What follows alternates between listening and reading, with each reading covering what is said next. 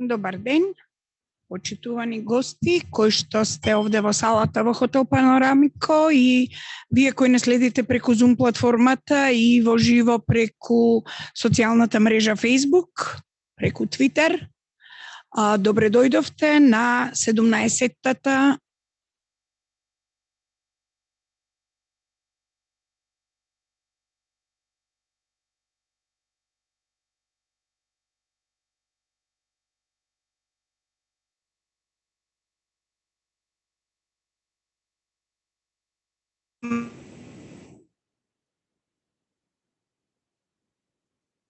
максимум и тоа започнуваме со првата менувана како правните аспекти и саморегулацијата во борбата против дезинформациите. Многу медиумска тема, но и не медиумска, граѓанска тема, а клучни во овие напори да се избегнат дезинформациите, да се намалат и штетите настанати од нив, ќе ги дискутираме во наредните час и половина. За кратко се вклучуваме повторно.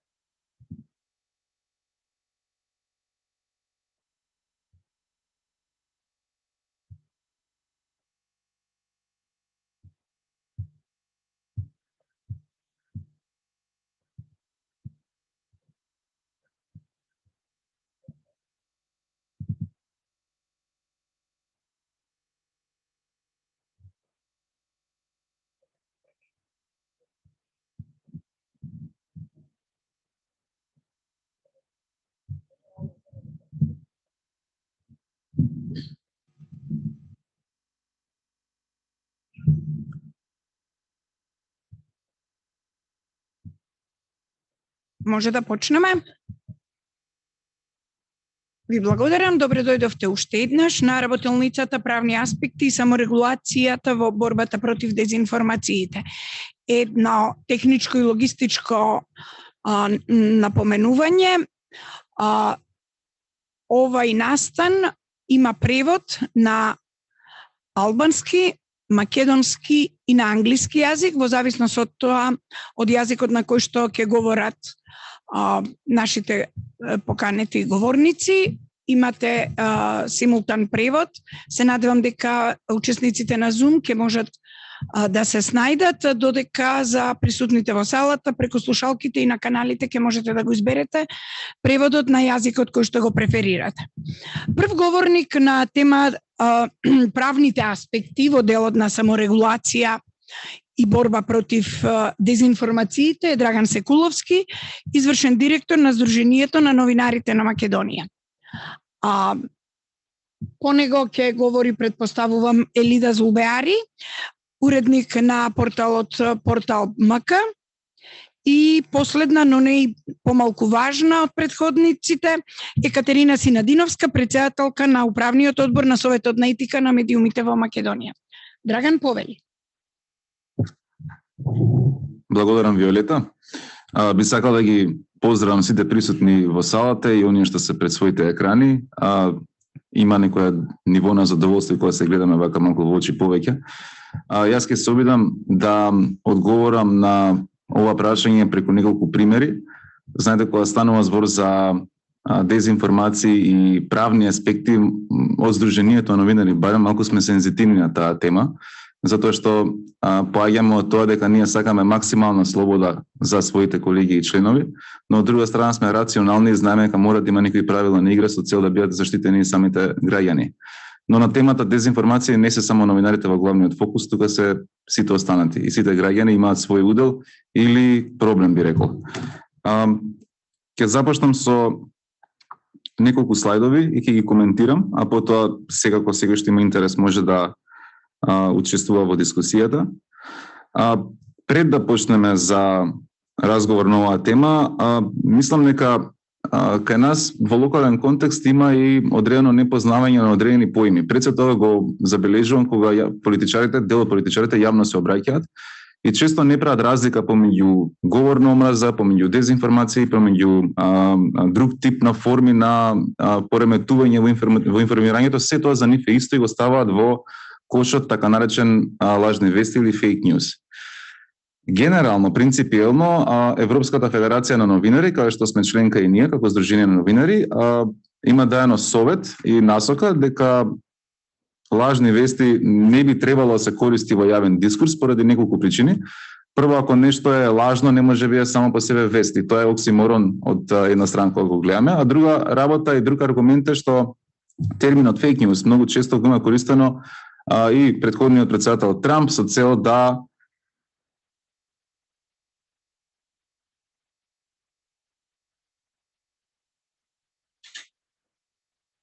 скрин, извинете.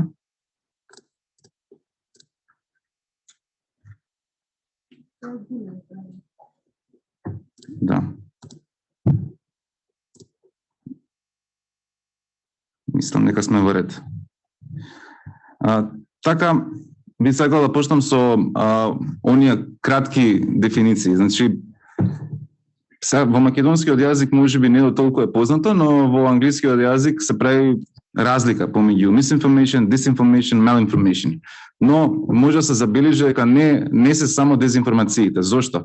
Бидејќи понекогаш некој кога ќе напише нешто, макар и пост, не мора да новинар да напише текст, ако нема намера да некого повреди емоционално или пак да го дефокусира или пак да го изманипулира, тогаш не можеме да кажеме дека тоа е дезинформација. Затоа во тој момент на наивно грешење, ако можам така да кажам, терминот е misinformation. И тука, како што може да видите и на самиот скрин, во делот на misinformation имаме ненамерно наведување на читателот или на публиката или на нашите пријатели или на социјалните медиуми да на начин се постави фотографија која што можеби не е апсолутно точна или можеби да се даде погрешна дата од одреден настан, но знаете како, тие што се малку повеќе медиумски писмени се забележува кога таа грешка едноставно не е намерна и кога тука нема таков тип на одговорност. Доаѓаме до вториот дел. Тој вториот дел е наречен disinformation, каде што намерата практично тука веќе е присутна. И тука во делот на дезинформациите имаме фабрикување намерно со интенција за да се манипулира едноставно публиката. Верувам дека сите од вас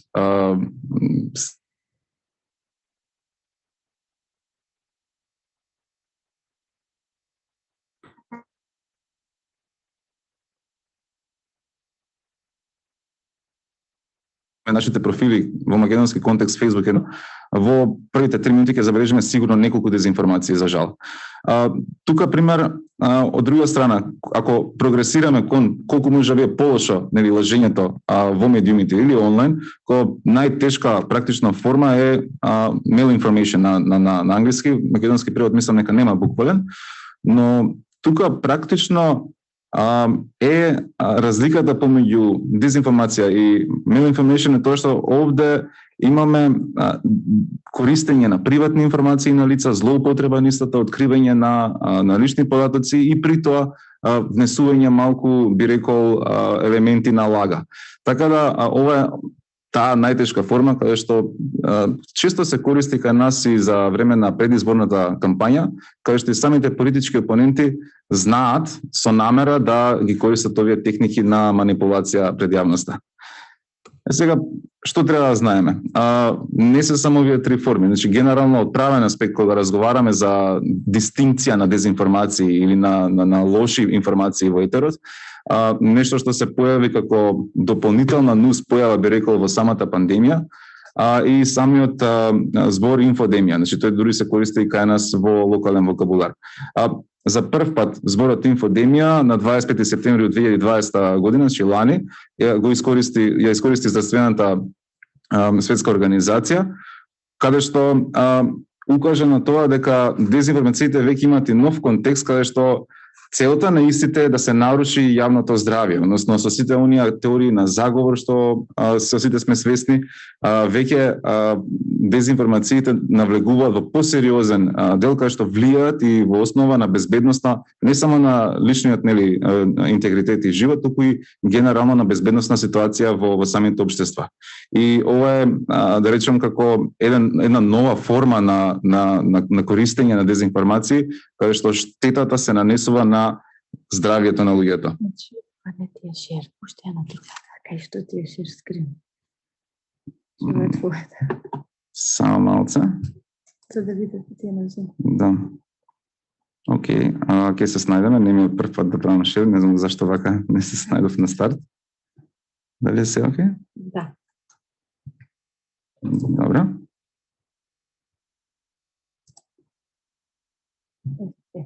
Така. Значи, и самиот Совет на Европа констатира дека сите членки, кај што и нашата земја, Република Северна Македонија, укажуваат на тоа дека состојбата е влошена. Значи, едноставно, јас мислам дека во денешно време го имаме пикот, како што се изразуваат и сега медицинските експерти, во делот на ширење на дезинформации, посебно на интернет. И тоа не е проблем што го има само Македонија, тоа е проблем што глобално се случува во денешно време. И во овој контекст, кога толку има експанзија на дезинформација, едноставно и сите тие влијаат на основните права и слободата на изразување и демократија. Сега, ќе идеме на варијанта од правен аспект. Што прави Европска комисија, што прави Македонија? Мислам дека тоа ви интересира повеќе. Врати се на твоето. Да го разумем. Пак си на твоето, не си на шер скрин. Добро, ова веќе. Да. Така да следиш. Еве вако.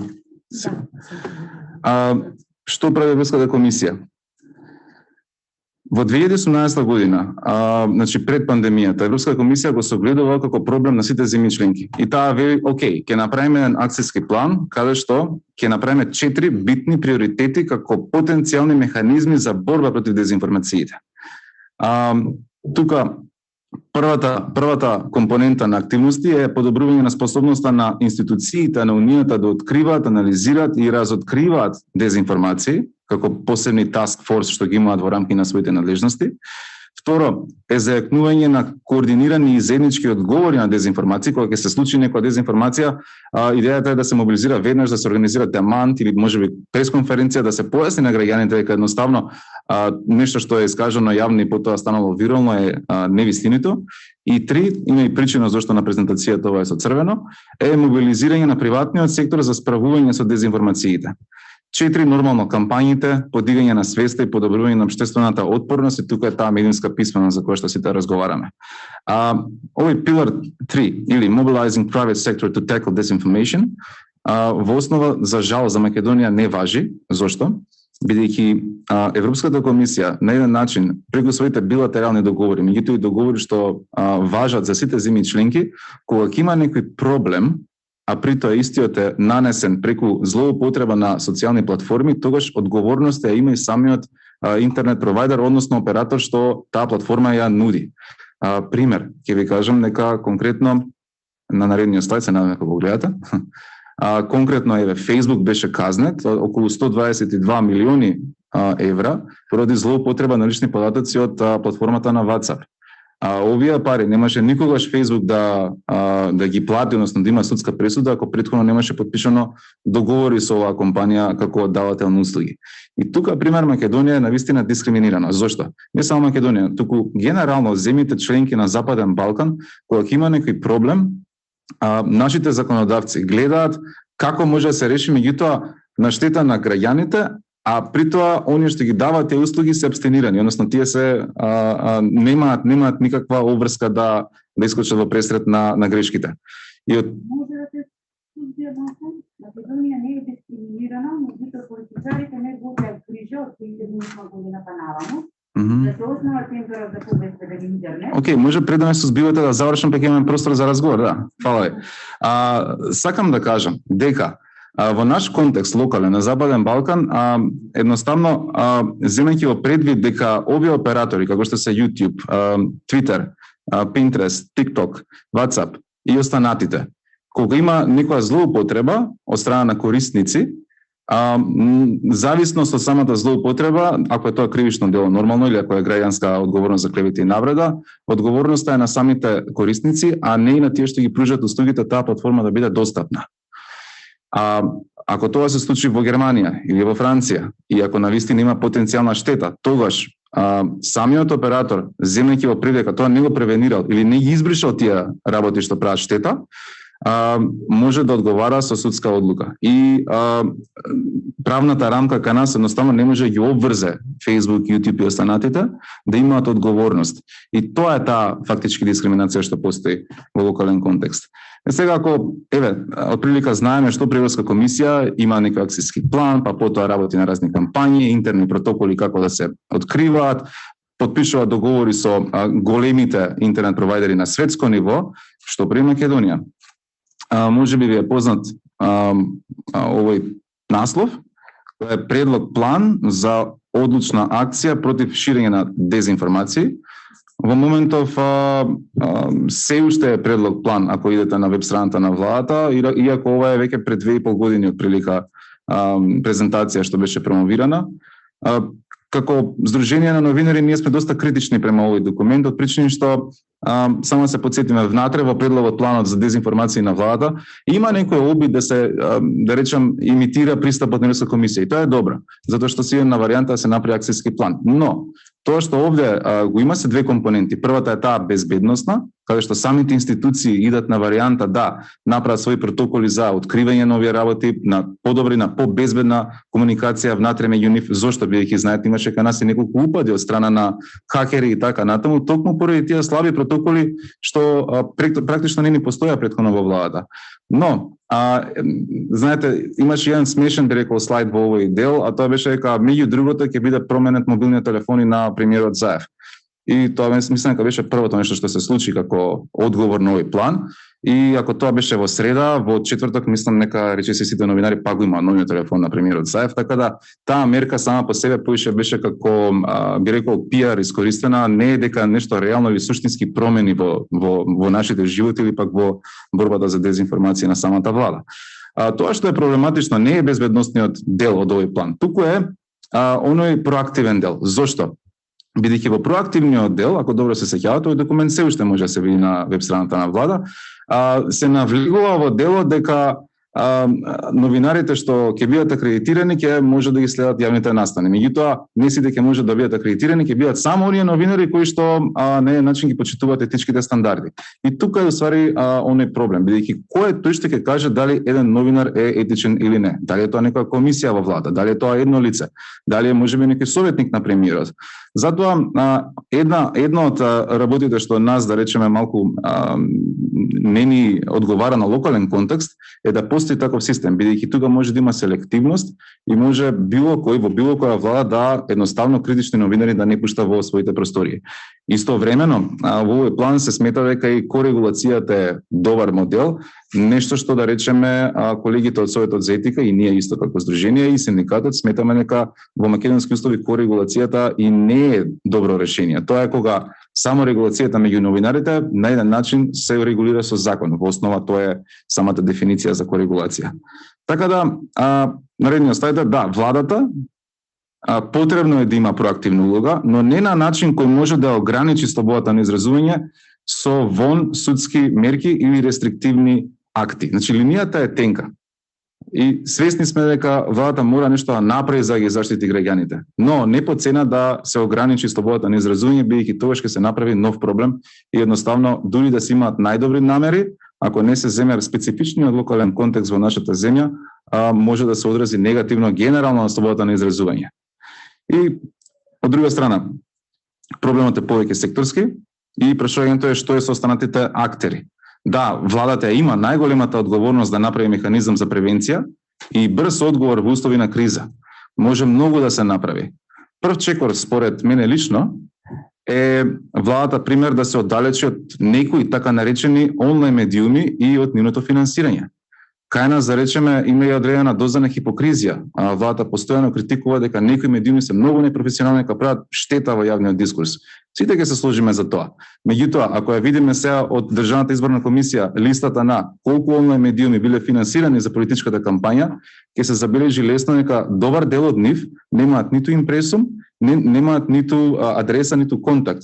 Тоа значи дека тоа се некои, би рекол, фиктивни онлайн медиуми што се блиски до одредени политички структури и го злоупотребуваат изборниот закон кој што со јавни пари не само што продаваат партиска пропаганда, туку во исто време ги подхрануваат оние кои што шират дезинформации кај нас. Така да не мора да имаме некои амбициозни планови и закони за почеток. Еве, на почеток може владата да се откаже од таков пристап, каде што не само владата, туку политичките партии, би рекол, бидејќи кај нас и опозицијата, па и помалите партии се имаат своји онлайн медиуми што се ги користат за јавно, би рекол, расправање во јавниот дискурс. Второ, не можеме да ги абстинираме новинарите, значи како здружение новинари секој сме критични према самите себе.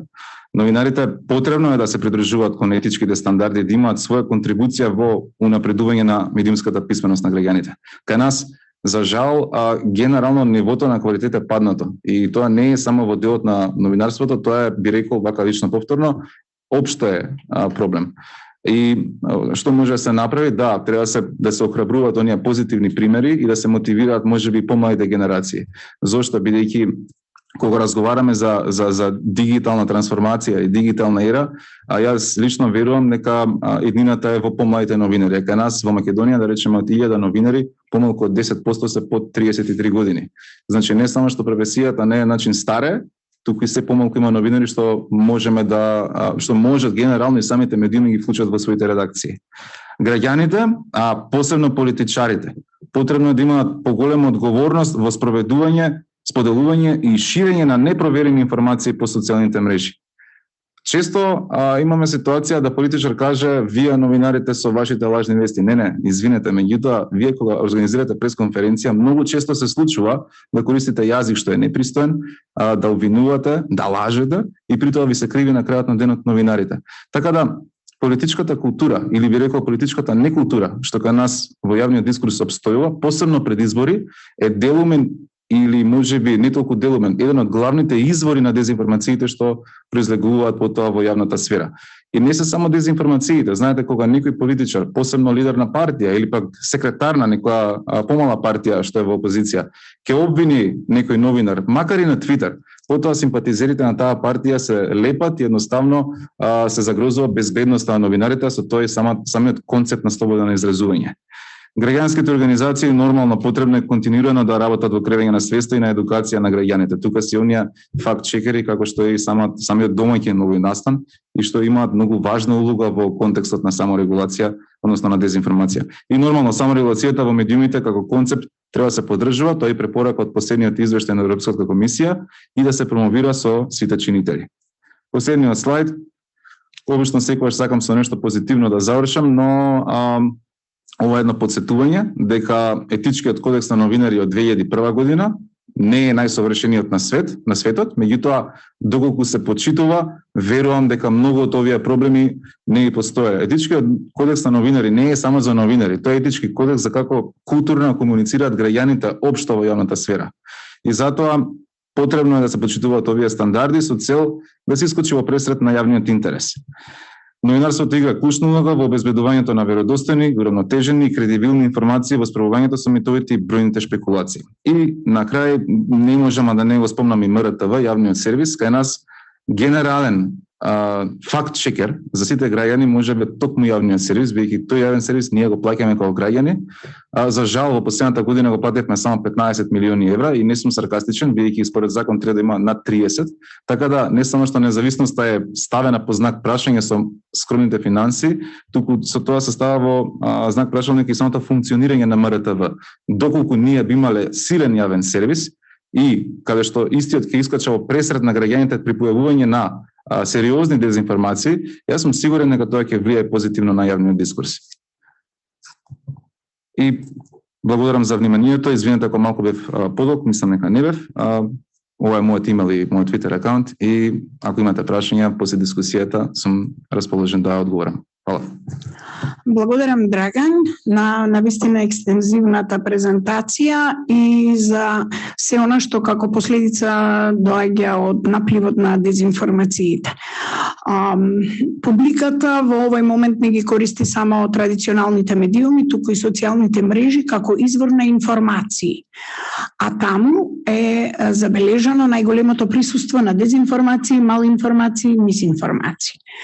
На таа тема и за тоа како се дебанкираат, како работат новинарите на дебанкирање, односно на разобличување на дезинформациите, ќе говори нашата втора говорничка Елида Зулбеари за тоа што и како новинарите можат да сработат, а со тоа и да ги разобличат дезинформациите кои што се појавуваат на сите на овие платформи. Елида, повели. Hvala Violeta. Femderit. Om du flasskip, men det ser ut Преводот на македонски ќе го имате на вториот канал за сите кои што сте во салата, а и за вие кои што сте на Zoom.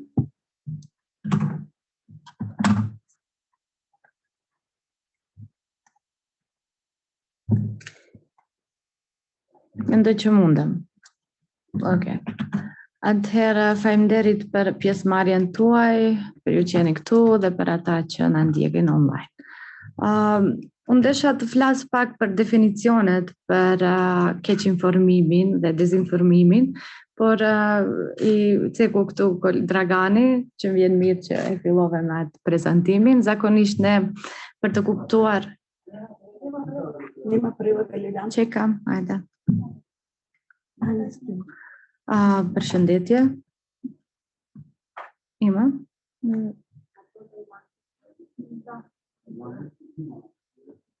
Hajde, čekame, nema. Presim se, është problem.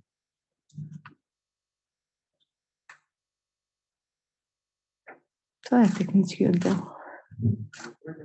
Na engleski. Da. Имаме превод на англиски, не достига каналот за превод на македонски.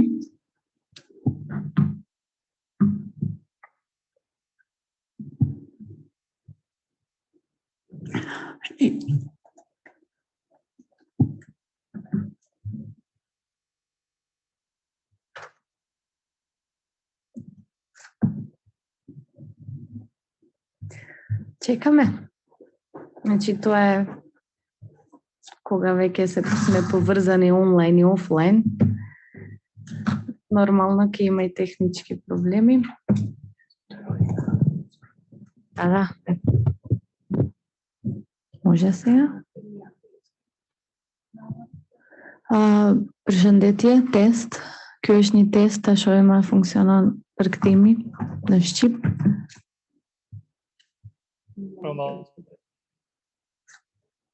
Ja go slušam, prevедувача. Mislim, dojde na engleski. Aha. Dobro, ako ne se...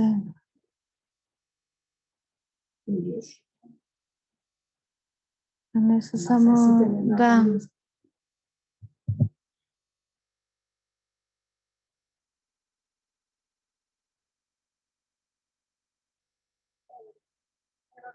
Појави? Втор канал се слуша македонски. Може да продолжиме. Sen mund të vazhdoj, po? Do filloj prej fillimit, pra. Desha të prezantimin apo fjalimin tim, desha të filloj me definicionet që u përmendën nga Dragani, që kanë të bëjnë me keqinformimin, dezinformimin dhe në Shqip malinformimin, ose nuk kam definicion të saktë se ende janë këto pohimet e reja në botë. Por pasi që do të vazhdojnë atë ku e laj, se duhet gjithë të kontribuojmë në luftën kundër dezinformatave. Për të kuptuar njëherë se me çfarë ballafaqohemi, cila është dezinformata, gazetarët, po dhe opinioni, sepse nuk dua vetëm t'i drejtohem gazetarëve, po gjithë qytetarëve që kanë qasje në këto dezinformata në rrjetet sociale. Sot besoj që askush nuk është imun nga ky fenomen i keq. Njëherë duhet të dim se çfarë është informacioni dhe kur bëhet ai me rëndësi, pra vetëm si informacion nuk shkakton ndonjë dëm nëse ai nuk ka tendencë. Pra mos përsëritem atë që tha edhe Dragani, gjithçka varet nga qëllimi, nga tendenca e atij që e krijon këtë informacion.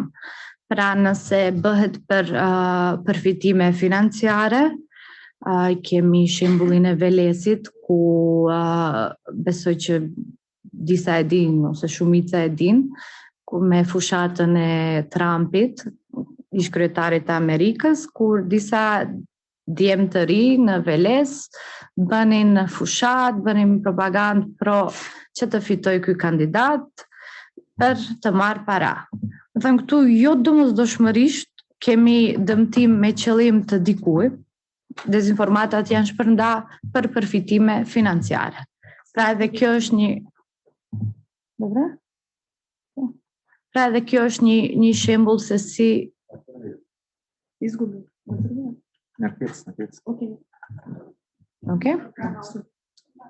Pra edhe kjo është një shembull se si mund të shpërndahen dezinformatat për qëllim përfitimesh. Kemi për qëllime normal më të njohura tani për qëllime politike dhe dihet kur posaçërisht kur afrohet fushata zgjedhore, kur afrohet zgjedhjet në fushat, kemi parë, jemi dëshmitar të shumë portaleve të cilët edhe marrin para, por edhe që dalin si ato këpurdhat pas qiut për të mbështetur një kandidat apo një tjetër. Dhe ata zakonisht i përdorin disa teknika që ne mund t'i njohim më tani për të shpërndar apo për t'i bë dëm tjetrit, oponentit, cili do qoftë. Dua të theksoj edhe rolin e madh të rrjeteve sociale që një farë mënyre e ka përshpejtuar dhe i ka ndihmuar shumë shpërndarjes së dezinformatave. Ne si ekip pra analizojmë se çfarë është virale dhe çfarë mund të zbardhet, cila posaçërisht në kohë të pandemisë, cilat dezinformata janë më të shpeshta dhe cilat mund të zbardhen dhe cilat janë ato karakteristikat që i ka një postim i tillë. Por dua të them të theksoj edhe një herë se algoritmet të rrjeteve sociale janë ato që i ndihmojnë, ndoshta dikush e din se si funksionojnë, askush nuk e din se si janë algoritët e brendshme, por dikush e vëren se për shembull nëse ka interaksion me një person më shumë, atëherë ato publikimet e atij personi do t'i dalin më shpesh në atë timeline-in, në atë faqen e tij në Facebook, sepse Facebooku është një nga katalizatorët më të mëdhenj për shpërndarje të dezinformatave. Edhe e njëjta vlen edhe për faqet apo për grupet që shpërndajnë dezinformata. Algoritmi lejon që sa më shumë interakcion me atë grup, aq më shumë një njeri të infektohet me informata të tilla të cilat nuk janë të sakta, dhe kjo një farë mënyre çon deri në krijimin e këtyre dhomat ehos apo anglisht echo chambers. Me siguri kolegët e mi e din fenomenin.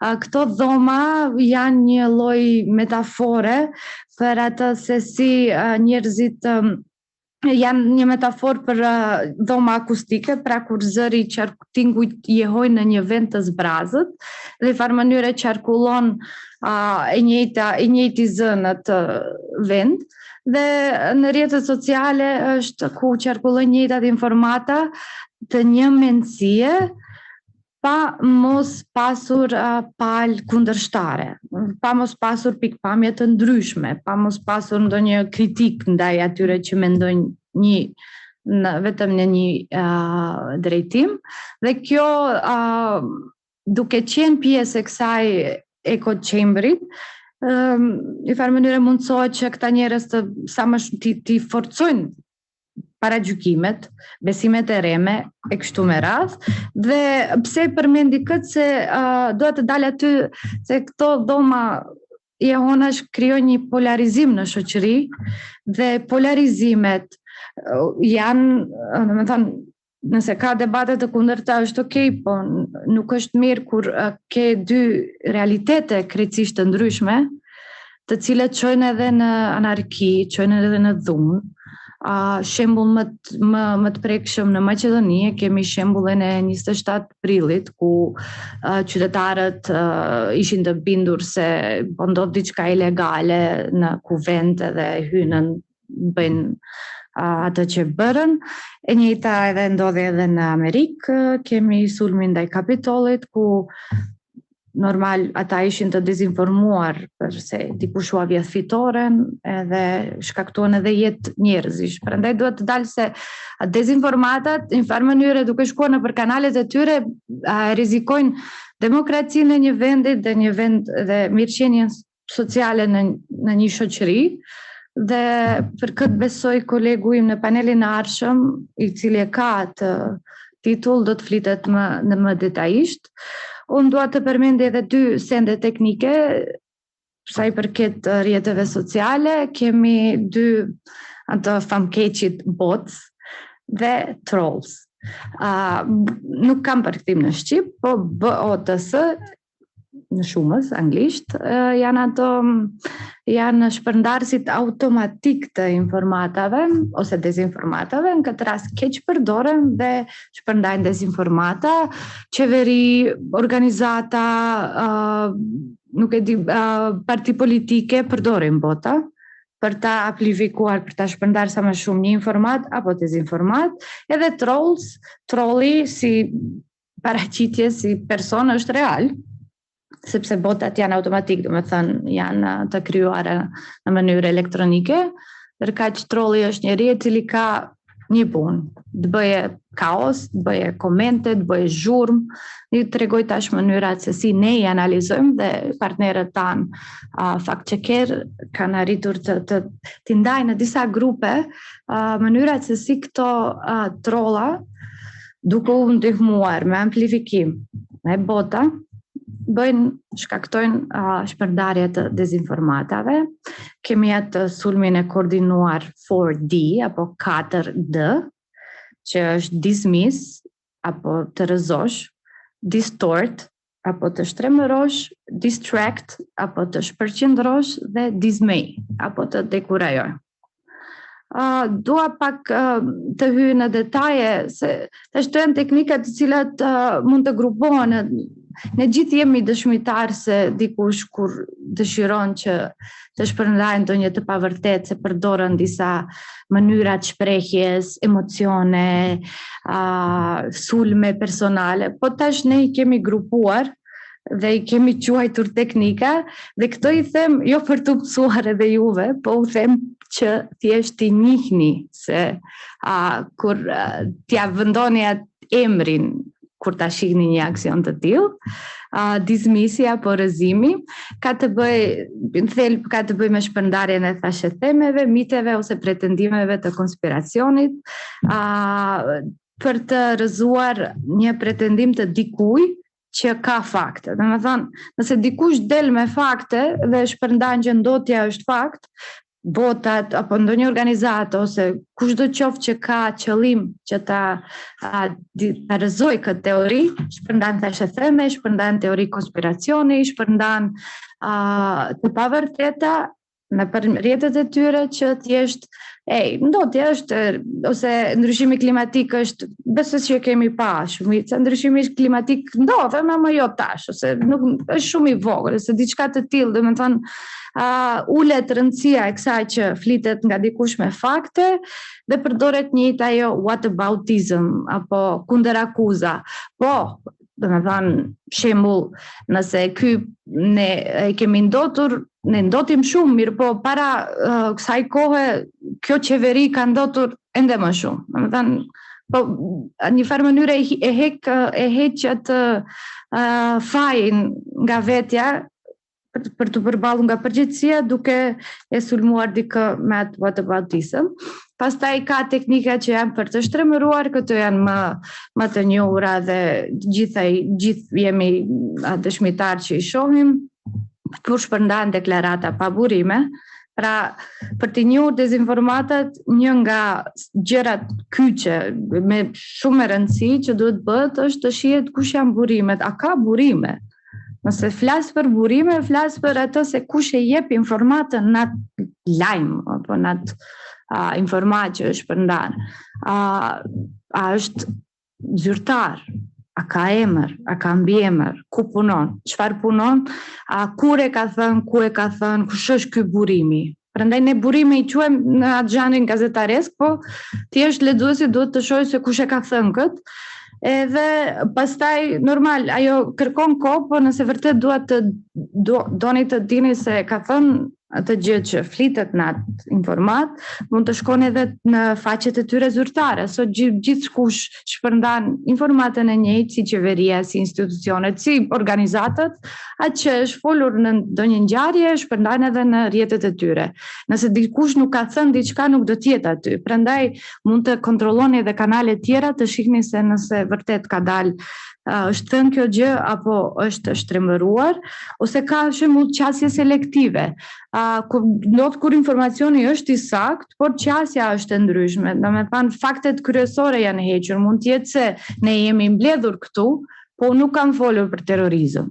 Tash dikush ka një foto për këtu, po e saktë është Dragani, Katerina janë këtu, po nuk flasim për atë që dikush mund ta shkruajë se flasim, pra pretendimi, ose jepen deklarata krejtësisht të reme, edhe vendi është i pasakt, edhe gjithçka pra është e reme, e shoqëruar me pamje vizuale të reme. Shpërqendrimi që përmenda më herët është ka edhe egzagerim. Për shembull, nëse dikush zakonisht ata që kundërshtojnë politikat shtetërore apo opozita, fjala vjen, nëse ka një projekt i cili janë paguar janë botuar 5.000 libra pa gabime, janë mirë të rregulluara, ndërsa 100 libra kanë pasur gabime, çfarë bëjnë dikush që don të shpërndajë dezinformat, është që fokusohet në atë se janë harxuar 3.000 euro për 100 libra të botuara me shumë gabime, duke lënë anash faktin kryesor që ka shumë më shumë 10.000 apo 100.000 libra që janë thjesht pa gabime. Kjo është një shembull, ndoshta nuk është më adekuati, po duhet të them që me këtë mënyrë tentojnë që ta tërheqin vëmendjen në faktet që nuk janë shumë e rëndësi, edhe emocionet janë shumë pjesë e çdo kujt që në atë receptin e krimit të dezinformatës, po më shumë edhe propagandës, sepse nëse dikush shpërndan ndonjë informatë e cila është shumë e dhimbshme, edhe njerëzit zakonisht njerëz kanë tendencë që të lidhen, të dëgjojnë atë lidhjen emocionale ndaj asaj që ndodh, dhe të mos i analizojnë mirë faktet që janë aty, ose s'janë, se mund mos ketë fakte, aq shumë bazohen emocione në nacionalizëm apo raste të tilla.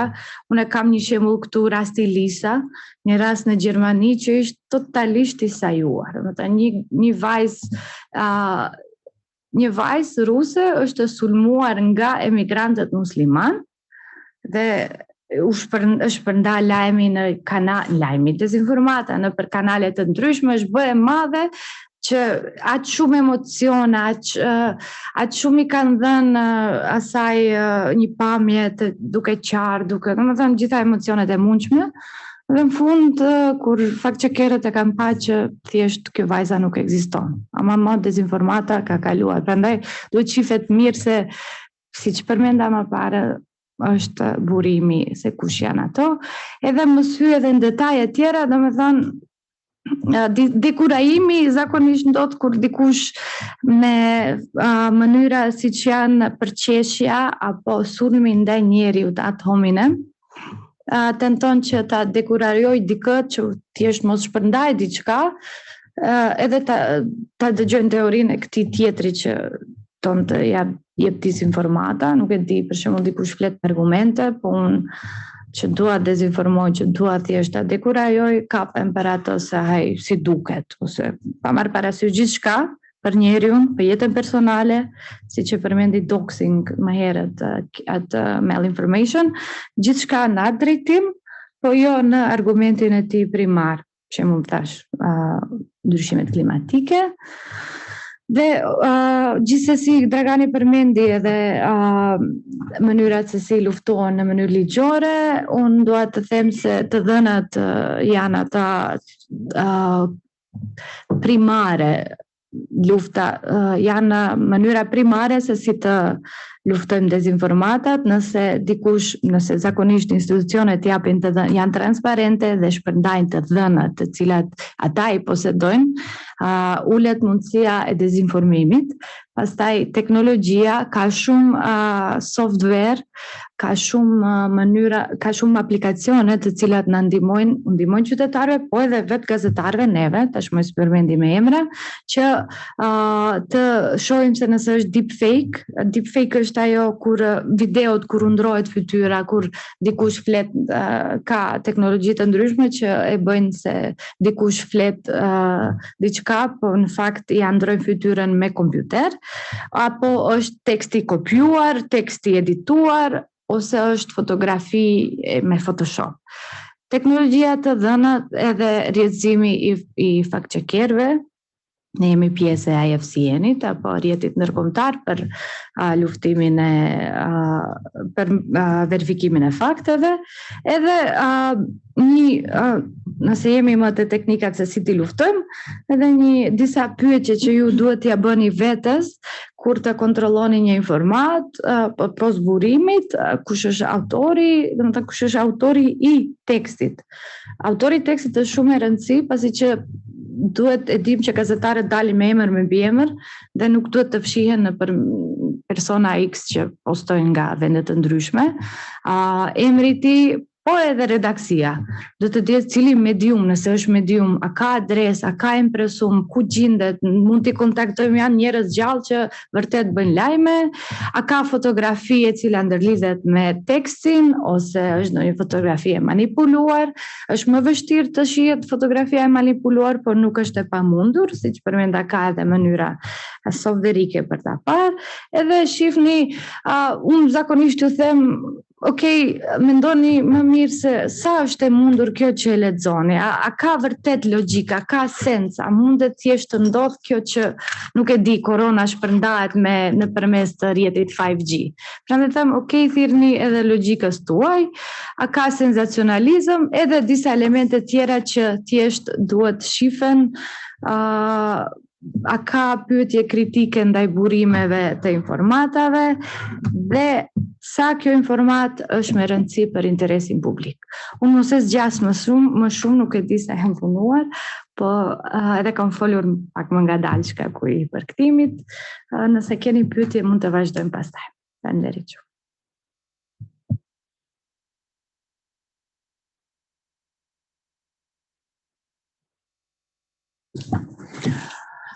Ти благодаря, Мелида. Следна со своје излагање е председателката на Советот, на управниот одбор на Советот за етика во медиумите, Катерина. И на Советот. И на Советот. Да, под автоматизам. Катерина, што се надевам дека ти во рамките на своето излагање ќе образложиш меѓу другото и тоа што работи Советот на темата на саморегулација, посебно во оваа сфера за која што ние дискутираме сега, тоа е сферата на борбата против дезинформациите со кој што сме во земјава преплавени малку.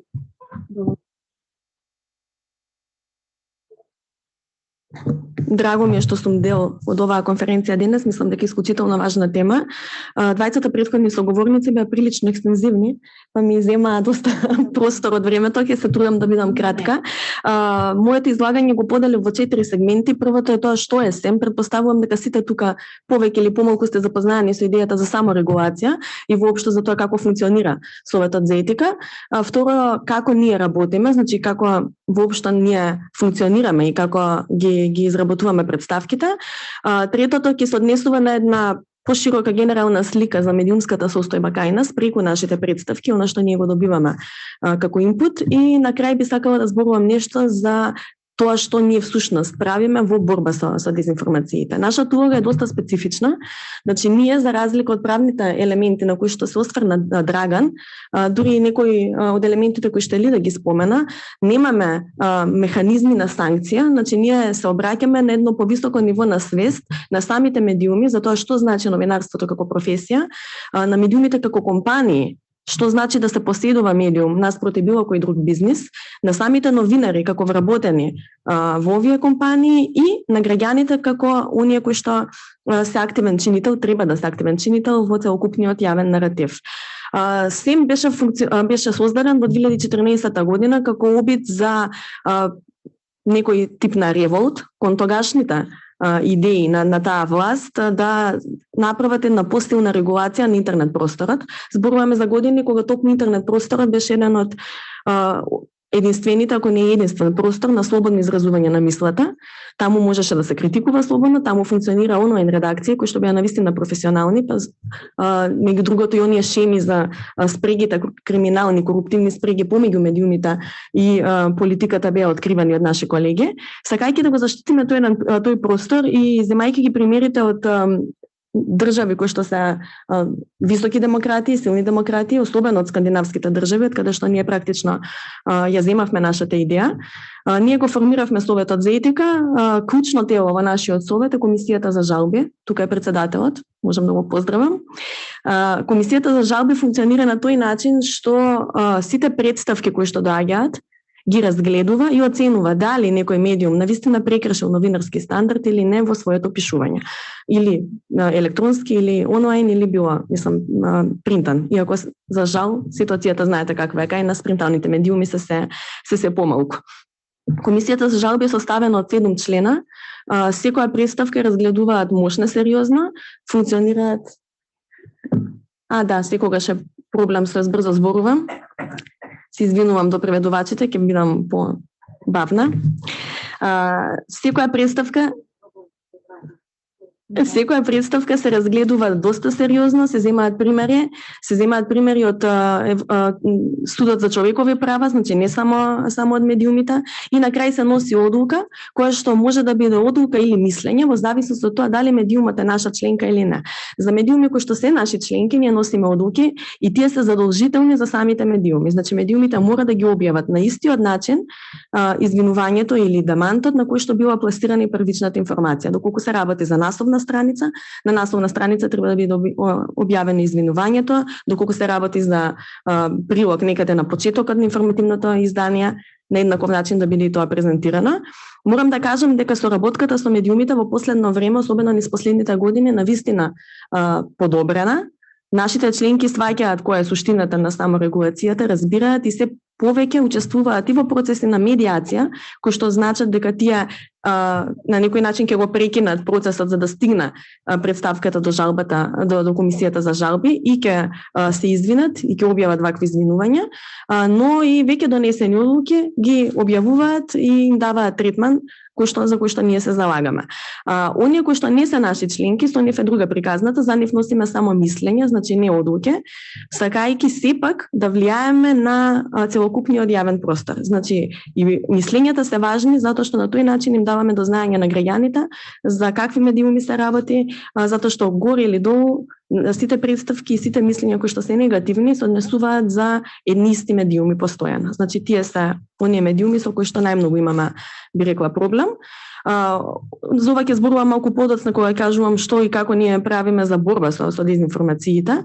Од сите представки што ги добиваме, квалитативно, Она што е најмногу, значи што загрижува и што е најголем проблем е што најголем дел се однесуваат на прекршување на членот 1 на Кодексот на новинари. Членот 1 Драган кажа дека Кодексот на новинари е напишан одамна и дека не е многу соодветен за времето во кое што живееме, особено затоа што онлайн медиумите, кога бил пишуван, и нивната експанзија не била земена предвид. Меѓутоа, суштината, сршта на самиот кодекс е иста со сите кодекси за етика во сите нормални држави, така што почитувањето или непочитувањето на кодексот не е некоја, не знам, научна фантастика, многу е просто. Членот 1 налага да се објавуваат проверени, точни информации. Значи да не се шпекулира. Ако се има информација за која што не сме сигурни дека е доволно проверена или дека е факт, тоа треба да се наведе во самиот текст и треба да се настојува секогаш кога е можно информацијата да биде максимално проверена. Тоа што нашите медиуми не го почитуваат овој член, а вкупниот број од представки зборува дека дури 70%, околу 70% се однесуваат на прекршување токму на овој член, мислам дека е голем пораз и за новинарството, и за медиумите, и за целокупниот јавен наратив. Значи зборуваме за нешто што е основа во новинарството, да проверите информација пред да ја објавите.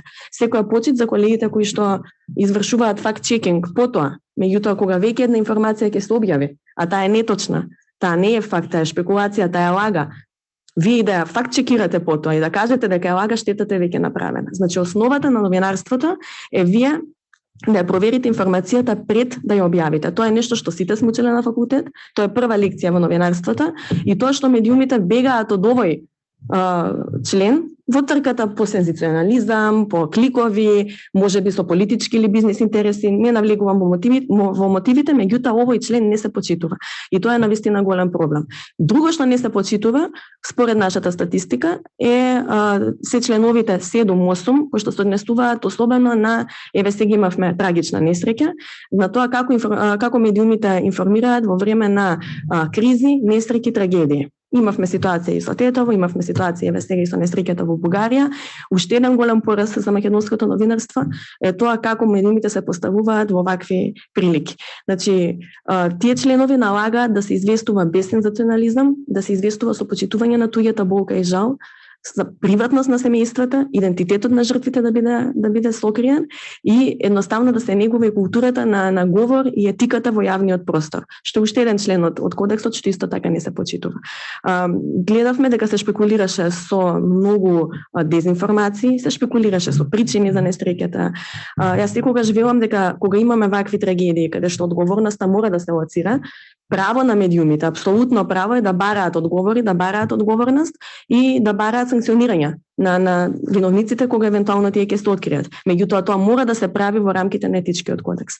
Значи вие не можете да го напуштите кодексот, да информирате во трка за лајкови или за кликови или било како, со цел не знам некаква дестабилизација можеби, и при тоа да очекувате дека граѓаните треба да ви веруваат. Значи мора да се има исто предвид за целокупната состојба и на самите граѓани, кои што вие со таквото пишување дополнително ги травматизирате, дополнително доливате оган на целата ситуација и така натаму. Одговорноста и внимателноста во вакви случаи исто мора да биде императив.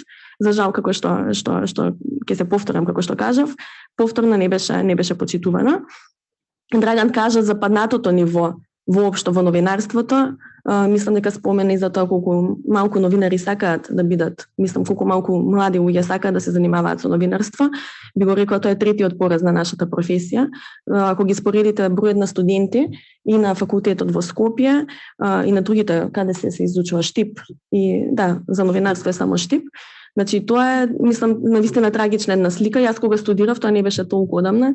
Бевме 130 луѓе во мојата генерација, сега се 7, 8, едва и 10. Значи некогаш 3. Тоа е навистина катастрофа. Една редакција не можете да составите од луѓето кои што таму учат. Значи генерална сликата со медиумите не би рекла дека некако се разликува од состојбата со новинарството во Европа или во светот, од аспект на тоа колку се паднати стандардите, колку е паднат квалитетот на напишување и така натаму. Меѓутоа нашиот пораз е што таа се присутна. Значи секаде вие имате вакви појавни облици во прекршување на новинарските стандарди, но кај нас за жал зборуваме за мејнстрим медиуми кои што ги кршат стандардите, за мејнстрим медиуми кои што првенствено не исполнуваат својата главна цел. Драган го спомена јавниот сервис. Да, јавниот сервис е клучен во реформата на медиумскиот простор. Јавниот сервис мора да биде носител на тие промени, меѓутоа и да не заборавиме дека приватните телевизии кои што имаат национална концесија се должни да мислат на јавниот интерес, да имаат своја сопствена продукција која што ќе значи многу повеќе од преземање на некакви странски сензационалистички шоуа, дали се тоа музички, дали се не знам какви серии и така натаму. Значи нас ни фали едно оплеменување на јавниот простор, квалитетни содржини, затоа што да не заборавиме дека медиумите освен функцијата за информирање имаат и друга функција што се однесува на едукација и на подигнување на стандардот воопшто на самата јавна сцена. Што ние правиме сега за ова да се подобри? Како што кажав, еден од механизмите е комисијата за жалби, одлуките што ние ги носиме. Ке речете па голема работа, баш име гајле на медиумите, дали ќе бидат ставени во негативен контекст, дали прекршиле некој стандард или не. Тие што си кршат секако тоа име дел од нивниот начин на функционирање, меѓутоа не е баш така, особено не е така за оние медиуми кои што се држат до себе и кои што сепак им е важно да си го задржат своето ниво и својот дигнитет. Зборувам за медиуми кои што се наши членки првенствено. Значи не е sejedno дали вие ќе имате 3 или 4 прекршувања поред на новинарските стандарди, постојано ќе треба да објавувате и да се извинувате, на тој начин се руши довербата што граѓаните и вашите читатели имаат во вас како медиум. Ние други санкции од аспект на, не знам, парични казни и така натаму немаме, затоа што само регулацијата токму подразбира и друго ниво на практикување на новинарството. Меѓутоа сакавме на некаков начин да направиме некој обид или некаков процес во кој што можеме да искомбинираме зајакнување на препознавањето пред се на доброто новинарство или дефакторизирање на оние новинари, на оние медиуми кои што работат надвор од стандардите. Така дојдовме до идејата пред 2 години за формирање на професионалниот регистар на медиуми. Значи наместо да правиме црна листа и цело време да ги кажуваме овие се медиумите што се надзидат на срамот, ние направивме позитивна така наречена бела листа и ги издвоивме медиумите кои што се професионални во своето действување. Критериумите за тоа се многу основни и мислам дека апсолутно нема дилема околу тоа колку се правични или не. Станува збор да биде медиум кој што има импресум, значи да се знае кој таму работи, текстовите да бидат подпишани авторски, да се има правно лице, значи да има правно лице самиот медиум за да може да се следи текот на финансирањето на парите и така натаму, да се има транспарентно финансирање, што исто така многу важно, значи ние тоа мораме да го следиме. Има и дополнителни критериуми кои што се однесуваат на тоа колку број на вработено има, дали се работи за редакции, за помали редакции, поголеми редакции, како тие функционираат и така натаму, меѓутоа во суштина се работи за еден систем на критериуми кои што на некаков начин прават дистинкција. Она што е клучно покрај овие технички би рекла услови е почитувањето на кодексот на новинари. Еве не мора да биде кодексот на ЗНМ или СЕМ, затоа што ние работиме по кодексот на ЗНМ, може да го земат кодексот на Европската федерација на новинари, затоа што реков горе-долу тие кодекси се практично исти. Значи важно е да почитуваат кодекс и важно е да немаат повеќе од 3 прекршувања кај нас. Значи после 3 прекршувања ние практично ги исклучуваме. Тоа е од аспект на санкциите. Која е бенефитот да се биде дел од оваа листа? Ние како партнер во самото креирање на ProMedia, така се нарекува регистарот, ја земавме Стопанската комора, затоа што сметаме дека бизнисот мора да биде активен чинител. Знаете од каде доаѓаат најголемиот дел од парите за реклами, иако најголемиот дел од парите за жал кај нас доаѓаат од политичките партии, преку системот што Драган го опише, меѓутоа бизнисот сепак има солидна функција. Идејата беше да Стопанската комора на своите членки им препорача да се рекламираат исклучиво во овие медиуми кои што ги има на нашата листа. Се разбира дека има апсолутно во секоја слободна либерална демократија и економија, компаниите си имаат корпоративна слобода на реклами и на одлуки каде да се рекламираат, меѓутоа апсолутно исто така имаат и нешто што се нарекува општествена одговорност. Не можете вие да бидете голема компанија да се рекламирате во портали како што гледаме, и при тоа да ги на некаков начин дефакторизирате токму оние медиуми кои што треба да бидат на вашата листа. Ова беше навистина тешко да се спроведе. Медиумите бизнис комората и воопшто бизнисмените, компаниите се многу тврди за ова прашање. На нив им е полесно да платат одредена сума и да се заштитат од било какви негативни текстови за нив, дури некоја минимална сума, отколку навистина да влезат во овој процес.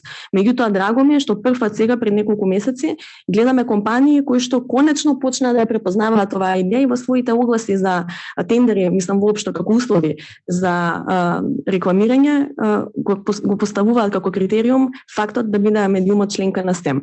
Ова е тоа кое што треба допрва да се развива и каде што треба многу да се фокусираме, затоа што навистина мора да има некаков механизам за да се дефакторизираат состема оние медиуми кои што работат на овој принцип. Јас еднашка некаде го споменав, не се сеќавам само во кој јавен настап, меѓутоа еден од феномените во оваа релација помеѓу бизнис секторот и медиумите, мислам дека тоа е уникатен македонски случај, е фактот што дел од овие компании плаќаат само за мислам не плаќаат, туку воопшто не се рекламираат, а медиумите ги ставаат нивните реклами. Значи станува збор за оној медиуми кои што ставаат реклама од некоја голема компанија со цел да си покажат дека се релевантни. А кога ние разговараме со директорите на тие компании, тие ни велат дека воопшто не се рекламираат таму. И сепак те имаат одговорност како бизнес. Да, на некаков начин имаат одговорност самите компании затоа што мислам дека е понижување, ако сте голема сериозна компанија, вашето име да биде споменато и да се народот да мисли дека вие се рекламирате во некој таков медиум. Целта на саморегулацијата е многу јасна. Значи, ние мора да им покажеме на граѓаните кои медиуми се кредибилни и се за верување, народски кажано, а кои медиуми треба два пати да помислиме пред да ја земеме здраво за готово веста што таму ја читаме. Не дека во нашите членки нема исклучоци или дека нашите членки се безгрешни или дека не прават некакви прекршувања, ама ние ги имаме механизмите за тоа да го откриеме. Доколку наша членка направи некакво прекршување, многу лесно истото ќе биде откриено, нашата комисија ќе донесе одлука за таа членка, одлуката ќе биде јавно објавена. Дури кога медиумот не сака да ја објави одлуката, таа одлука ја објавуваме ние на нашиот вебсайт, сите други медиуми можат да ја преземат, така што јавноста, транспарентноста во тој процес е многу важна. Мислам дека саморегулацијата, секогаш кога вака зборуваме, особено со оние дефетисти и луѓе кои што се песимисти за развојот на медиумските слики кај нас, велат дека не сме стигнати до таму, меѓутоа гледаме дека процес кој што почна во многу тешки времиња, пред 6 години, полека и полека си го зема своето место како една од клучните алки во регулација и професионализација на медиумскиот простор, за да стигнеме до ситуација кога 3 извештаи поред Европската комисија кажува дека е клучен процес, има јавни пофалби за тоа како функционира, а и самите медиуми веќе стануваат се посвесни за сопствената улога во овој процес. Последна бројка или информација што би сакала да ја кажам, исто така дека најголем дел од сите представки кои што ги добиваме доаѓаат од граѓаните, што за нас е уште една потврда дека сме препознати не само од колегите и од невладините организации, туку од граѓаните како такви. И исто така оно што ме радува е што бројот на политичари, бројот на носители на јавни функции се зголемува низ годините, кои што исто така се жалат. Една од целите на саморегулацијата беше да се избегне судењата, односно тужењето на новинари. Така наместо да одат на суд и да тужат некој новинар, тие се обраќаат кај нас. Тука има легитимна дилема дали некогаш може да биде ова форма на притисок, па некој политичар да сака да искористи саморегулацијата, па заканувајќи се со представка до СЕМ, да сака да врши притисок врз некој новинар. Меѓутоа мислам дека тоа лесно ние го избегнуваме, ако текстот е напишан квалитетно и со сите новинарски стандарди, апсолутно одлуката ќе биде отфрлена, представката ќе биде отфрлена и нема тука на политичарот да му се даде никаков материјал за да може да се го изврши тој притисок. Од друга страна, имаме и случаи кога има сериозни добри теми, од добри новинари, отворени супер, кои што откриваат некоја криминална спрега или некаква афера, а сепак имаат некоја мало или поголемо прекршување на новинарски стандард. Нашата комисија мора и тоа да го евидентира, затоа што тоа е нашата работа, сепак грижа за професионалното новинарство. Тука би привршила јас, би оставила простор за прашања, навистина би сакала да продискутираме и за мене и за колегите кои што се обратија, да имате било какви. Не мора да се прашање, може да се коментари слободно. Повелете. Благодарам Катерина и благодарам и на Елида и на Драган за своите излагања. Имаме за жал помалку од 30 минути. И затоа би замолила што пократки, ако може, од тие што се пријавените за овдека во салата за прашања и сугестии, коментари, одговори, но исто така и очекувам и од учесниците кои што онлайн ја следат, можат да се пријават во чат, а исто така и да се вклучат, се надевам. Повелете? Виолета Ѓорѓиевска, интернет хотлайн провайдер Македонија.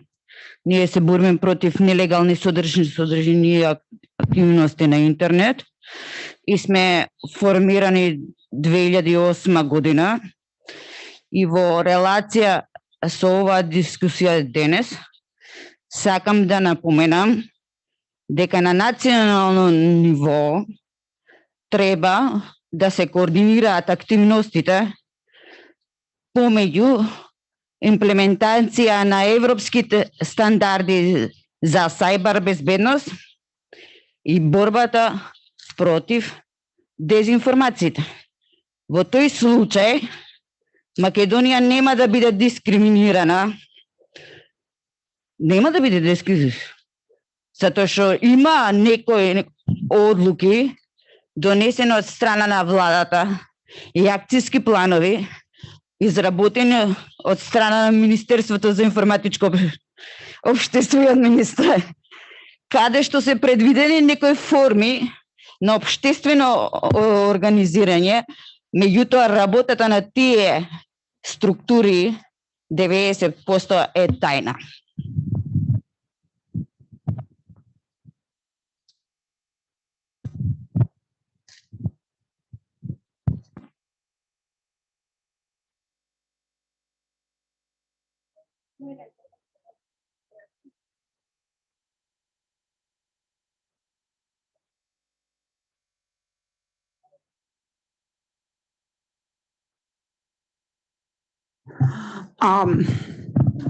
Едниот коментар е од Виолета Цветковска, вика дека имаме емпириска потврда за возвратна спрега, дури контаминација на медиумскиот простор и нераскинливата поврзаност помеѓу политиката, пропагандата и медиумите.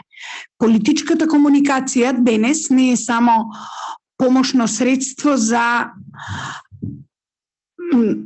постигнување на некоја цел, туку и дел од политичкото дејствување, а кога тоа ќе го додадеме и дека зборот е родното место на секој зло. Тогаш имаме одговорот на тоа од каде смрди рибата. Но бизнис секторот не смее да биде не амнестиран. Има уште еден коментар од Петар Николовски, кој што вика дека недостасуваат делители на правда, судии, и тоа треба да бидат најдобрите правници во државата. А третиот, Ненад Мировски, говори дали имаме дека нам ни треба порота од 9 луѓе, од 9 мина. Веќе се вклучен, не треба да ги препрочитувам, така? Имаш коментар на правничкиот дел? Добро, кога разговараме за одговорност, нормално дека бизнис секторот не може да биде изоставен, бидејќи ако ги гледаме работите низ бројки, медиумскиот сектор во пари, ланската година според регулаторот, односно Агенцијата за аудио и аудиовизуелни медиумски услуги и она анализа на труд и на пазар што ја прави секоја година, бројките се се помали во последните 5 години. Практично, еве да почнеме од јавниот сервис во поглед на буџет. Оваа година го има најмалиот буџет во последните 10 години, од 2011, а во меѓувреме има отворено 4 нови канали. Тука да речеме бизнис секторот нема некој голем удел, дека многу мал процент во парите на јавниот сервис се од бизнис секторот. Меѓутоа, ако земеме во предвид дека во 2015 медиумскиот сектор низ пари беше околу 30 милиони евра, во кои во ред 7 беа од ВМРО и од владата тогаш, значи од партијата и од самата влада преку јавни кампањи, во денешно време е помалку од 20, значи негде околу 18 милиони евра. Така да, бизнис секторот очигледно помалку инвестира пари во медиумите. Предпоставувам дека тоа е делумно ради самата криза, меѓутоа можеби и поради фактот што своите кампањи или реклами ги алоцира и на интернет платформите, затоа што предпоставувам дека така виделе дека имаат потенцијално повеќе корист. Но фактот дека имаме компании, фирми кои што инвестираат средства за кампањи во непрофесионални медиуми, посебно во оние помали онлайн медиуми, тоа е проблем и наш, не е само нивни. Нека ќе рече да, тоа се приватни фирми и може кај сака да ги трошат своите пари, меѓутоа не, затоа што и самиот бизнис и самите фирми треба да имаат општествена одговорност и кога на еден начин се прави штета од одреден онлайн медиум, па дури да е традиционален медиум, тогаш одговорноста во основа е нивна. Значи не може да се абстинираат од таа своја обврска, како што и соговорничката го има пишано на својот коментар. Законски ние не може го решиме медиумскиот пазар во поглед на пари. Значи тоа е слободен пазар. Меѓутоа, општествената одговорност може секоја компанија со интерен акт да се одреди и на годишно ниво да се реши каде ќе ги лоцира своите пари за општествена одговорност. Во исто време, јавните средства, значи кампањата нас начинеше пред месец-двена за локалните избори околу 4 милиони евра. Сега замислете, вие имате 18 милиони евра во годишниот буџет за аудиовизуелните медиуми, значи тука се телевизиите и радијата, практично весниците и онлайн медиумите се на страна. И ако тие речиси 4 милиони, еве да претпоставиме дека најголем дел од нив, негде помеѓу 2,5 и 3, допрва ќе ги мериме и ќе ги сумираме потоците, сега морам малку и да генерализирам, бејќи се уште не се достапни сите, се внесат тие 3 милиони, значи тоа од прилика подразбира дека практично 20% или нешто можеби помалку од парите за сите медиуми телевизии, тоа се 5 национални тереstrijalни, 8 кабелски, 50 на локални регионални на ниво на Македонија, плюс една 70 радија што функционираат, од кои 4 се национални. Тоа се сите пари што влегуваат кај нив.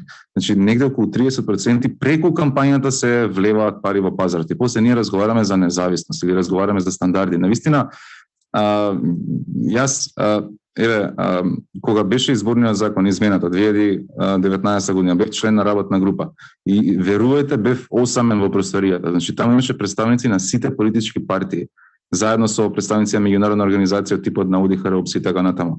Кога ние баравме да се прекине праксата да нема јавни пари во приватни медиуми за кампањи, или кога веќе има, да има правила на игра, бидејќи сегашните правила за игра, знаете што велат, вие доволно да имате регистриран онлайн медиум 30 дена пред почетокот на кампањите и тогаш може да едноставно приберете 15.000 евра, толку е лимитот. Но тоа остава простор на корупција, остава простор на клиентелизам, остава простор за дополнително да се влошува медиумскиот пазар. Нормално, кој ги има парите, тој на еден начин ги диригира за жал и трендовите во секторот. И затоа, за да има некој опиплив ефект и во етичните стандарди, и во објективноста на медиумите, потребно е да нема мешање од страна на бизнис заедницата за политички цели и нормално од страна на политичките партии. Разликата, да речеме, помеѓу јавните кампањи политички сега и во време на ВМРО во пракса е тоа што сега сите политички партии учествуваат. Претходно беше само ВМРО. Сега сите го прават тоа. И тука имаат компромис. И тоа мене навистина како граѓанин ме разочарува, бидејќи на тие работни средби во покривителство на Министерство за правда, ниту ни најмалите партии нема интерес да кажат дека ова не е во ред. Тие во кампањата имаат 2 минути. Големите имаат 8 минути. Тие се срекни што имаат 2 минути. Без разлика што тоа е можеби дискриминација. И сега ние едноставно треба да влијаеме како да им го смениме нивниот менталитет за нештата. И потоа верувам дека се останато ќе биде многу полесно. Но менталитетот е навистина тешко да се смени кога веќе тоа кај нас обстојува со години. Така да тоа би бил мојот коментар. Само едно мало дополнување. Би сакала да додадам дека честопати кога зборуваме за саморегулација, дури некогаш и познавачите се бунат и мислат дека ние се залагаме за безредие или некаков хаос во интернет просторот.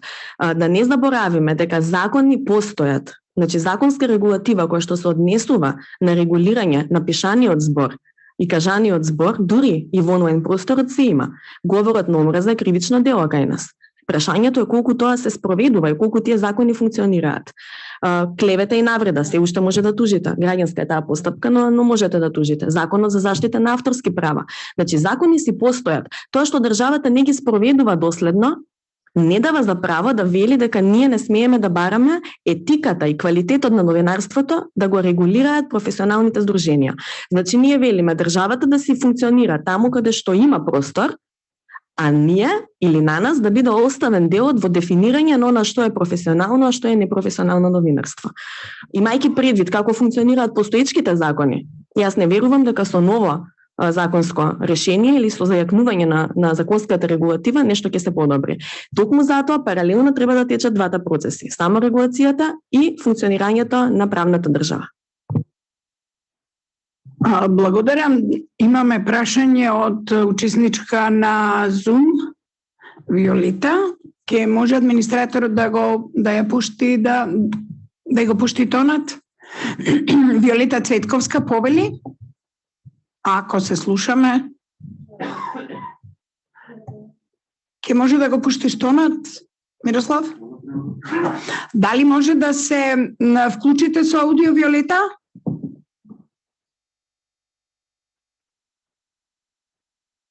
Ако не можете, тогаш поставете го прашањето во чат или вашиот коментар.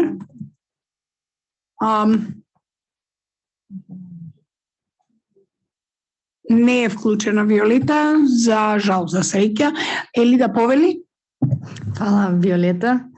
Значи, исто ја да додадам дека од новинарски аспект е многу дискриминирачки и загрижувачки тоа што нели предвремените избори ќе дојдат и другите избори што помина, некои медиуми, јас ги споменав во мојата презентација, кои ниту ги знаеме, ниту ги нема никаде, тие никнуваат веднаш кога ќе почне кампањата, а ние новинарите кои со 10 години плюс искуство ги знаеме кои ни се колегите, ги знаеме кој работи, кој е на терен и ја гледаме таа листа од медиуми или портали кои немаат ниту импресум, немаат ниту адреса, ниту ништо и тие се отворени месец дена токму поради изборите, тие критериумите кои ги спомена и Драган се ги испочитуваат, се окей, во ред и ќе добијат и тие милиони, не знам сега, немам листа колку пари добиле секој оделно. Тоа е загрижувачки не поради тоа што некој ќе добие пари, туку поради фактот што шират дезинформации и што тие се баш скроени за пропаганда и за да го нарушат професионалното известување и тоа долгорочно и штети на новинарството, затоа и немаме нови новинари, затоа и никој не верува веќе во новинарството, затоа што има играчи кои само за профит или било кои цели ќе земат пари, ќе го нарушат, ќе прават дезинформации или само црна кампања. И после луѓето и новите студенти нема да сака да бидат новинари, гледа дека тоа е новинарство, а тоа не е новинарство, тоа е рекетирање и профитерство. И на крајот и штети на демократијата, а тоа го дозволува самата држава, сите политички партии, сите имат компромис, ова да не се случи. Благодарам. Се обидува Виолета повторно да се вклучи. Дали се слушаме сега? Да. Дали се слушаме? Да, Виолета, ве слушаме. Добро, тогаш би сакала да се надоврзам. Се согласувам со се што кажа Драган околу монетизирањето на новинарството, околу општиот пат на вредности. Рекетот, немам намера априори да ги бранам новинарите, меѓутоа имам спроведено едно спроведено за магистратурата истражување за влијанието на говорот на омраза и воопшто политичкиот вокабулар врз медиумското известување, каде што квантитативно можам да докажам дека говорот, интонацијата на говорот на политичките субјекти драстично влијаат врз начинот на известување. Дали ме слушате?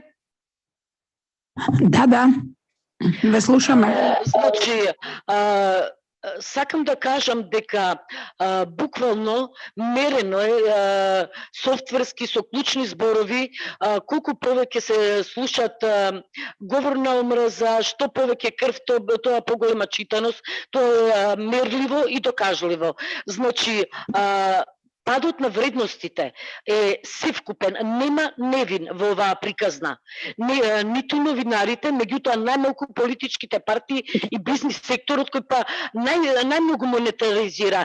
Тој монетаризира од двете страни, и од политиката и од новинарството, меѓутоа истото можеме да го кажеме и за политичките партии, дека од двете страни извлекуваат полза, додека новинарите горе-долу според реалноста се во најнезавидна состојба, затоа што сепак знаеме дека новинарите не живеат некој раскошен живот и некој добар углед во реал лайф, во секојдневието. Околу тоа можеме и да продискутираме. Благодарам. Благодарам. Дали има од присутните некој кој што сака да постави прашања? Не знам дали се слушам. Повели Горан, микрофонот не е вклучен. Добро, сега да. Значи, сакав Горан Ризава, Фондација Метаморфозис. Сакав само накратко да кажам дека, па можеби ќе искоментирате, пред 2 недели прославивме 1 година од почетокот на една црна кампања против вработените во Метаморфозис, која што се случува главно на Facebook. Иако реагиравме во МВР и во обвинителството, нема никаков епилог. Чисто тоа сакав да спомнам.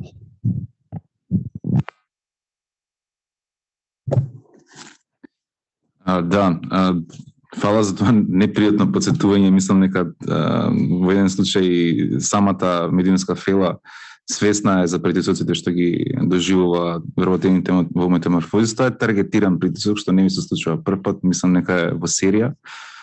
И да, е до негде е црна кампања, бидејќи кога е црна не се знае кој е тој што го прави тоа, а кога е негативно од прилика знаеме кој е entитетот или групата или индивидуите. Ние тука имаме реален проблем со МВР, бидејќи во секторот за компјутерски криминал и дигитална форензика,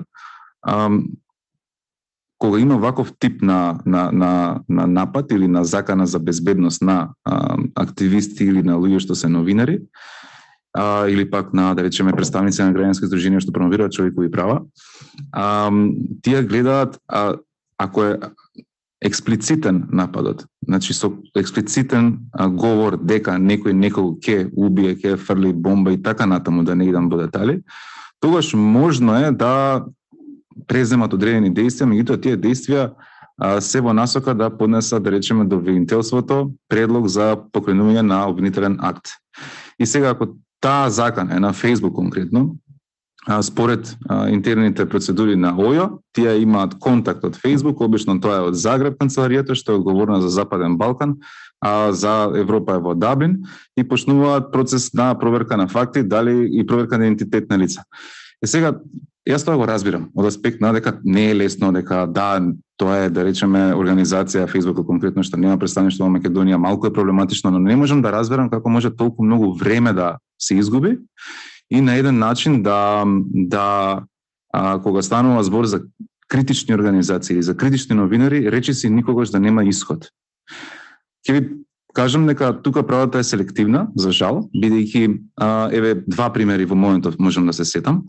Едниот пример е ланската година македонец слетува на аеродромот во Скопје, доаѓа од Германија, таму живее и работи, и веднаш е приведен во полициска станица, бидејќи мислам дека беше на пост на 24 ТВ на Facebook, имаше закана, што никој не оправдува, тоа е за осуда, чинам кон министрот за внатрешни работи Оливер Спасовски.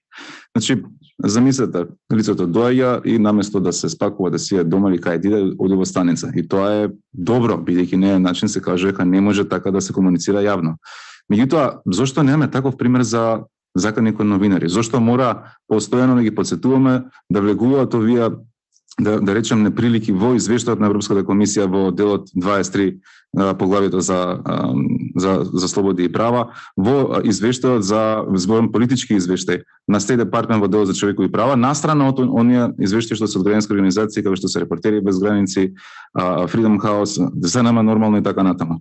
Тоа што мене ми дава надеж во оваа ситуација, само да кажем уште еден пример, инаку е многу интересен. Може би се сеќавате за Facebook пример, имаме пракса, има кривично дело, тоа е навреда на дипломат, на знаме, на туѓо знаме, односно на странско знаме, на странска химна и така натаму. Тоа е рудимент останато од претходниот кривичен законник, а нас се уште обстојува.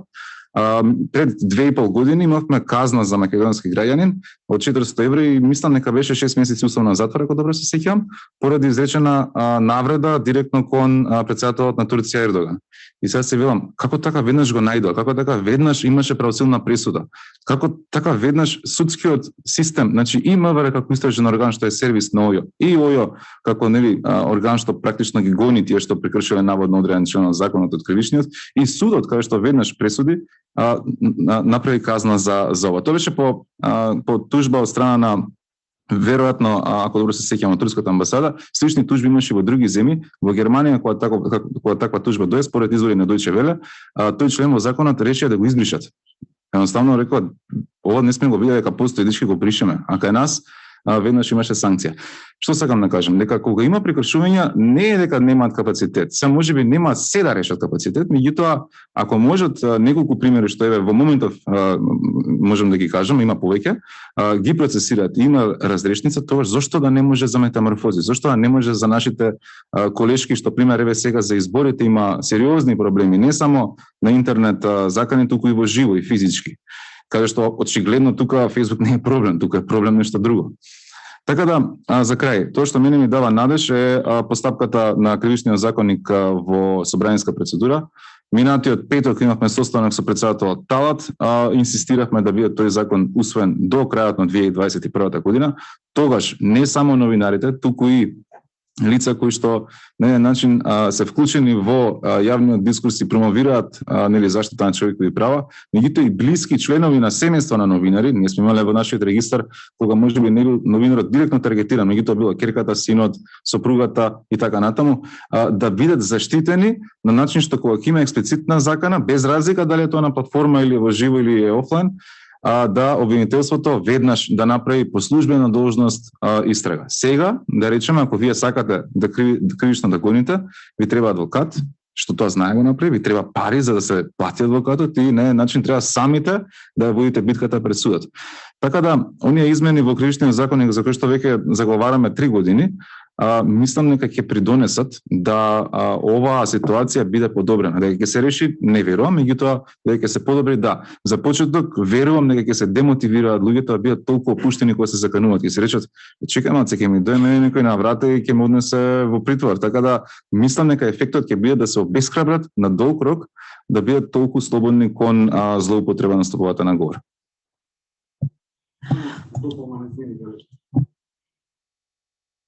За одговорот, чисто да појаснам за што станува збор за токму напад на луѓето кои што се занимаваат со проверка на факти во метаморфозис и тоа се користи дезинформација за да се нападнат тие личности. Значи се зборува дека метаморфозис и вработените во организацијата ги бришат постовите од Facebook, што е невозможно, нели? Ние не можеме тоа да го правиме. А воедно се напагаат и другите вработени во организацијата кои што немаат никаква врска ниту со медиумите, па камоли со проверката на факти. И тоа се луѓе кои што никогаш не биле во очите на јавноста и кои што јавно им се заканува некој и тоа влијае многу врз нив самите и нивната работа сега. Ви благодарам на сите. За жал мораме да ја завршиме оваа сесија.